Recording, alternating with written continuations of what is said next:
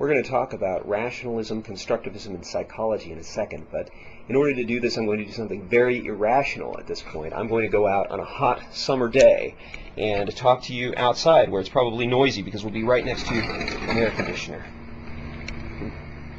Now, why am I being irrational like this? Well, because I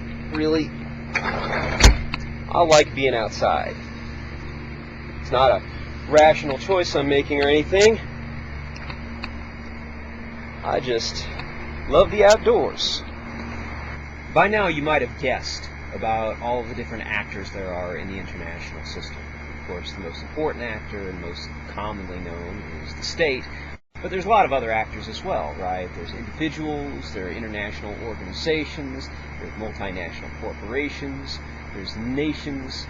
There are all sorts of actors in the international system. Well, we come to the basic question here, and that is, how can we predict how they behave?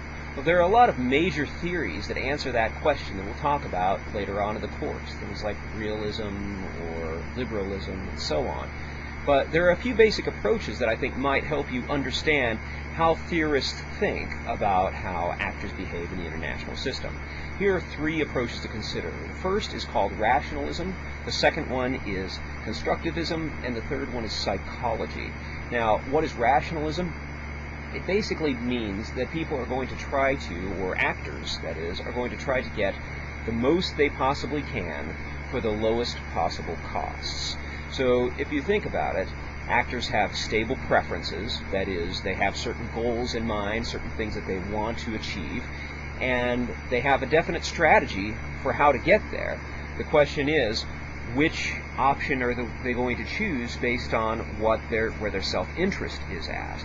And so how do they make choices like that? Well, usually the easiest way to determine what a rational actor might do is to measure it in terms of some sort of material gains. Now, that's not necessarily true. You can also consider sort of how people feel about things, but that's, of course, much more difficult to measure. Constructivism is different. It basically argues that ideas are important in constructing social life. Constructivists generally emphasize ideal power. They're not idealists per se. They just think that beliefs may be more important in terms of the way that they affect how you behave. As to say, maybe your ideology might have a stronger impact on what you do as opposed to how much more money you're going to get or how much more land you're going to get. People are humans, and sometimes they're motivated more by social norms and structures as opposed to what they're going to gain. So they argue that actors are socially constructed. Actors aren't just these units that make decisions based on what's more expensive or freer of pain or whatever. They have a social background. They don't all make the same decisions in the same way. Who you are matters a lot.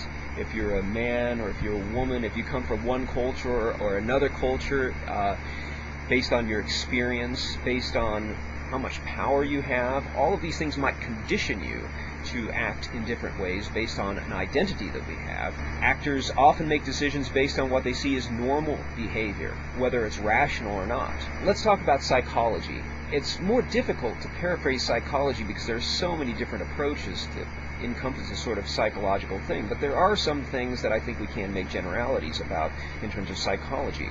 It's like constructivism to some extent, that it does agree that ideas matter. The thing that is the big difference is that psychologists generally focus on the individual, while constructivists generally focus on the group or the social environment. So they're like rationalists because they focus on the individual, but they're also not like rationalists because they don't believe that everybody makes choices based on this sort of cost-benefit analysis logic. So let's think about how these different approaches might play out in a war situation. First, let's think about how rationalists might consider war. If I'm a rational actor, United States, am I going to be more likely to want to attack Britain or Iraq? Well, Iraq being the relatively weaker power, one might assume that Iraq would be the more lucrative choice as far as attacking is concerned.